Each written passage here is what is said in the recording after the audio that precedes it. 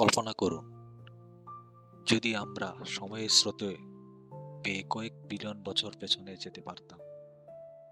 সেখানে চোখে পড়তো রহস্য, বিশাল ছায়াপথ যেগুলো মৃদু লাল আভায় জ্বলজ্বল করছে, যেন তারা নিজস্ব এক ভাষা আমাদের কিছু বলতে চাইছে।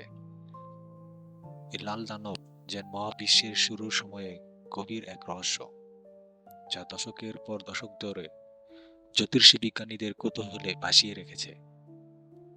বিগ ব্যাং এর মাত্র কয়েকশো বিলিয়ন বছর পর জন্ম নেওয়া এই প্রাচীন দৈত্যগুলো লাল আলোয় ঢাকা, কারণ তাদের নক্ষত্রগুলোর জীবন এক দ্রুত ফিরে এসেছে, আর তাদের ভেতর লুকিয়ে থাকা ধূলিকণা যেন ছোট তরঙ্গ দৈর্ঘ্যগুলো শোষণ করে নিয়ে গিয়েছে। কিন্তু সবচেয়ে বিস্ময়কর ব্যাপার হলো, মহাবিশ্ব যখন এখনো শিশু, তখন ছায়াপথের গঠন কেবল শুরু হওয়ার কথা। তখন কিভাবে তারা এত বিশাল, এত পরিণত হয়ে উঠল?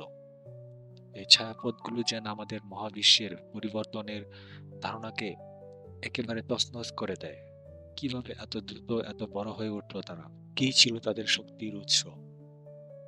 ছিল কি তীব্র নক্ষত্র বিস্ফোরণ, নাকি বিরাট কোনো ব্ল্যাক হোলের খেলা?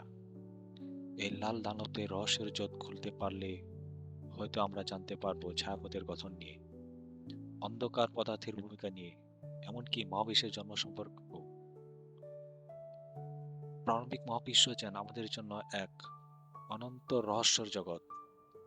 তার বুকের গভীরে লুকিয়ে থাকা এই গল্পগুলোকে জানতে পারার আকাঙ্ক্ষা আমাদের চেতনার এমন এক শিহরণ জাগিয়ে তোলে,